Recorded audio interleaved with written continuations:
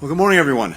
And Kat, thank you so much for not only your good words today, actually your incredibly powerful words today, which I strongly endorse. In fact, I'm tempted to just drop the microphone and say what she said, but for your leadership every day around the world, as well as in Afghanistan. And I also just want to recognize a few really exceptional colleagues who are joining us today, starting with Don Liu, our Assistant Secretary for the Bureau of South and Central Asian Affairs. Next to him, Tom West, our Special Representative for Afghanistan, and someone I think known to many of you, Rina Amiri, our Special Envoy for Afghan women, girls, and human rights.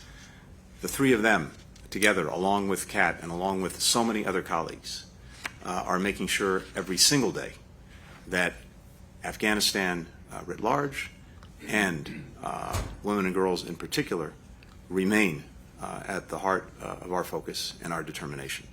And I really want to thank Rina in particular for incredibly dedicated advocacy for the people of Afghanistan. We're really lucky to have you on our team.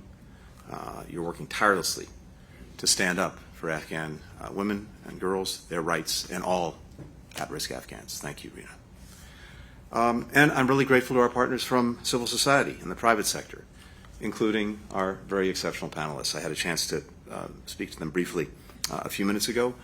We're all here for a particular purpose today, and that is to launch a new initiative, the Alliance for Afghan Women's Economic Resilience. More to say about that in just a few minutes. But, Your Highness, I'm also grateful to you for taking part today, for leading this discussion. Thank you for your engagement, not just today, but again, every day. It's greatly appreciated. So as you heard Kat describe, we are meeting at a deeply challenging time for Afghan women and girls. That is no secret to anyone in this room. Since taking power, the Taliban have severely restricted women's rights in Afghanistan, turning back 2 decades of progress that Afghan women themselves built with the support of the international community. The Taliban have denied women freedom of movement. They banned girls from secondary school classrooms. They prohibited women in the workplace. Women who, last year, again, as Kat said, were managing businesses, running schools, serving in government. Many women have had to flee for safety. They face extraordinary challenges in rebuilding their lives in new countries. Women, no matter where they live, should have equal rights in every facet of their lives. Equal opportunities to study, to work, equal access to financial resources. And they should enjoy the same freedoms as everyone else to travel, to express themselves, to choose their own paths. This should be, in the year 2022, self-evident to everyone on this planet. But of course, it's not. And we have to fight for it, we have to struggle for it every single day. But particularly here, this week, at the United Nations, where the world comes together in High-Level Week, these rights are enshrined in the preamble of the United Nations Charter. This is the founding document of international relations. It's the founding document that describes not Western-created rights, not something invented here or in any particular country, but universal rights to which everyone is subscribing, or is at least supposed to subscribe. The Charter affirms the faith of all peoples of the United Nations in fundamental human rights, in the dignity and worth of the human person, in the equal rights of men and women. And that is a direct quote from the Charter. So no more better time than today, than this week, to reaffirm those rights, to reaffirm a common understanding and a common commitment to those rights. And no more important a place to do it than with regard to Afghanistan. It's also, I think, incredibly important to understand that the repression of these rights in Afghanistan is not only setting back women, but all Afghans, the country as a whole, including Afghanistan's economy. So it's simply not in the basic self-interest of anyone in Afghanistan, including the Taliban. When women are cut out of the workforce, society loses talent. It loses productivity from half of its population. Today, women could contribute $1 billion to Afghanistan's economy if they were simply allowed to. They could provide lifelines for families facing poverty. they could help create more stable, more resilient communities at a time when those are desperately needed in Afghanistan. In short, equality and economic opportunity actually go hand in hand, and they're prerequisites for sustainable peace and sustainable security.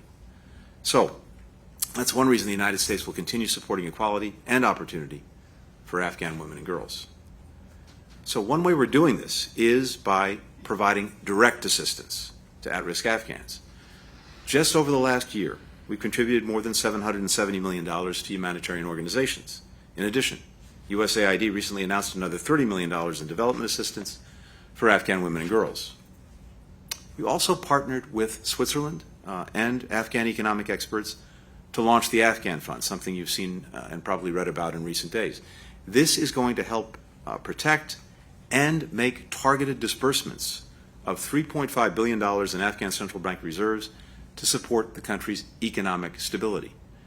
For all that we're doing with the humanitarian assistance, as desperately needed as that is, it's necessary, but it's not enough. And helping to create basic economic stability is actually vital to making sure that Afghans do not suffer even more in the very difficult circumstances that they're living. We're also supporting Afghan women and girls through our diplomacy.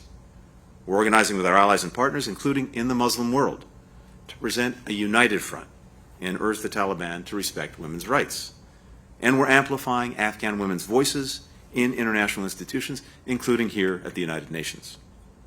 Today, in partnership with Boston University, we are announcing our newest initiative, the Alliance for Afghan Women's Economic Resilience. And let me just say a few words about that before turning it over to our panel. This is a public-private partnership that will help improve access to education and training, expand job opportunity, support women entrepreneurs in Afghanistan as well as in other countries. Now, I don't want to sugarcoat it. This is going to be hard, given the severe restraints imposed by the Taliban, but we are determined to safely deliver this support to women in Afghanistan. The alliance builds on proven models, something we've had experience with in other places, and it reflects the resources, the innovation, the speed and expertise that we can harness when we bring together private enterprise, academic institutions, NGOs, and governments. So, for example, in partnership with POD, this is an American technology company, the Alliance will launch the Million Women Mentors Initiative for Afghan women and girls.